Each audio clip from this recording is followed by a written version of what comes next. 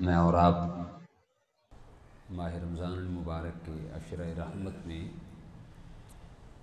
نماز عصر کی ادائیگی کے بعد درس حدیث سماعت کرنے کی سعادت حاصل کر رہے ہیں۔ اللہ پاک ہم سب کو حدیث کا نور نصیب فرمائے، اس کے ابلاغ اور اس کی تبلیغ کی توفیقات سے مالا مال فرمائے۔ جدید اصطلاح میں انسان کو معاشرتی حیوان کہا جاتا ہے۔ مطلب یہ ہے کہ انسان اکیلا نہیں رہ سکتا بلکہ دوسروں کے ساتھ مل جل کر رہتا ہے۔ اس طرح مل جل کر رہنے سے جو رشتے استوار ہوتے ہیں انہیں اچھے طریقے سے نبھانا جو ہے یہ حسن معاشرت کہلاتا ہے۔ نبی کریم صلی اللہ علیہ وسلم نے اس حوالے سے ہمیں بہترین اسوہ دیا ہے، جس پر عمل کر کے ہم اپنے تعلقات کو بہتر سے بہتر بنا سکتے ہیں۔ جب تعلقات بہتر ہو گئے تو انسان کی زندگی بھی، دنیاوی زندگی بھی بہتر اور اخروی زندگی بھی بہتر بن سکتی ہے۔ باہمی معاملات کے حوالے سے حضور علیہ السلام کا جو بہترین اسوہ ہے وہ ہم سب کے لیے رول ماڈل ہے اور ہم سب کے لیے نرمی، رحمت، شفقت اور ہمدردی کا درس ہمیں دیتا ہے۔ آپ صلی اللہ علیہ وسلم نے ارشاد فرمایا، ان اللہ رفیق ویحب الرفیق رفق ویؤتی علی الرفق ما لا یؤتی علی العنف وما لا یؤتی علی ما سواہ۔ حضور علیہ السلام نے ارشاد فرمایا کہ اللہ نرمی کرنے والا ہے اور نرمی کو پسند فرماتا ہے، اور نرمی کی بنا پر وہ کچھ اللہ انسان کو عطا فرماتا ہے جو وہ ترشی اور سختی میں عطا نہیں فرماتا، اور نرمی کے علاوہ کسی اور چیز پر عطا نہیں کرتا۔ ہمیشہ جب بھی انسان کو اللہ کے حضور باریاب شرف حاصل ہوتا ہے وہ خوش اسلوبی سے اور نرمی سے حاصل ہوتا ہے، چاہے لین دین کا معاملہ ہو یا دیگر تمامی معاملات میں سچائی کے ساتھ۔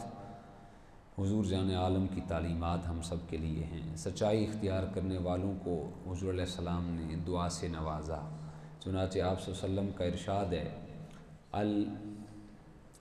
البیعان بالخیار ما لم یتفرقا او قال حتی یتفرقا فإن صدقا وبینا بورک لہما فی بیعہما وإن کتما وکذبا محقت برکت بیعہما۔ فرمایا خریدنے اور بیچنے والے کو اس وقت تک اختیار ہے جب تک وہ جدا نہ ہو جائیں، بس اگر دونوں نے سچائی سے کام لیا اور ہر بات صاف صاف کھول دی تو ان کی خرید و فروخت میں برکت ہوگی، لیکن اگر کوئی بات چھپا کر رکھی یا جھوٹ بولا تو فرمایا برکت ختم کر دی جاتی ہے۔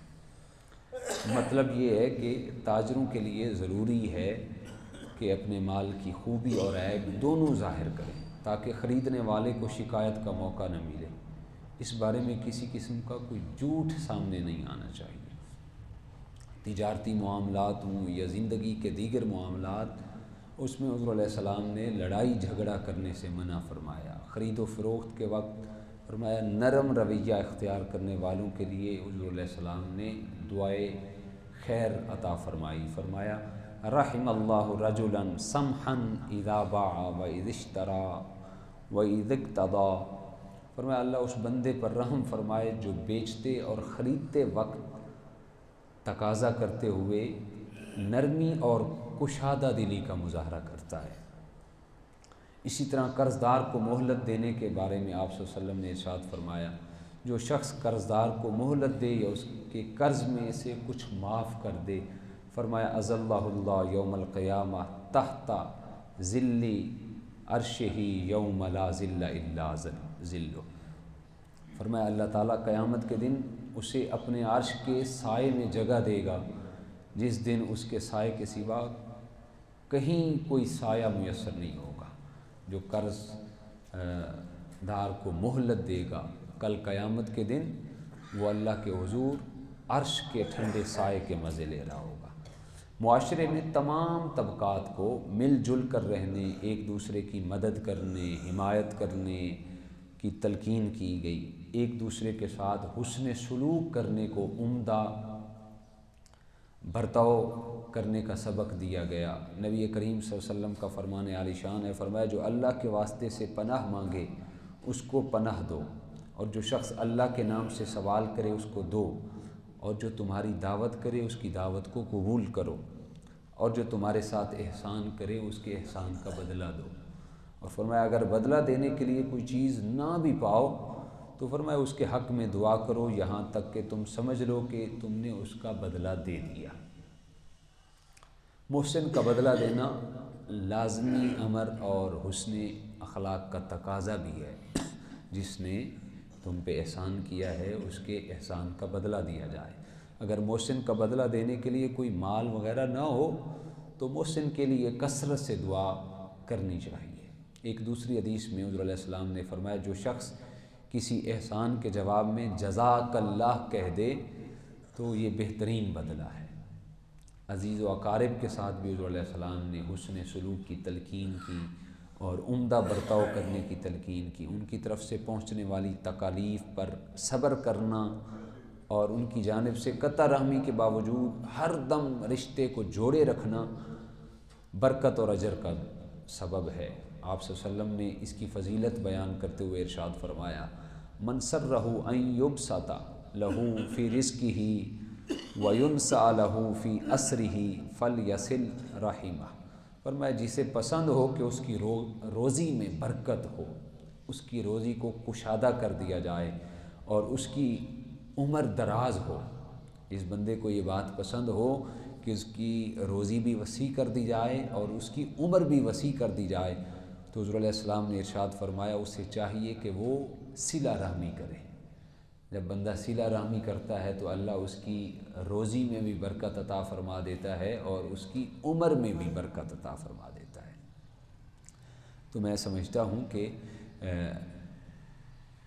معاشرتی انسان جو ہوتا ہے، معاشرے کے ساتھ زندگی گزارنے والا، اسے چاہیے کہ ہر اسپیکٹ میں جا کر، ہر پہلو میں اسے حضور جان عالم صلی اللہ علیہ وسلم کی سیرت طیبہ کو اپنا بہترین اسوہ حسنہ بنا کر، رول ماڈل بنا کر زندگی گزارنی چاہیے۔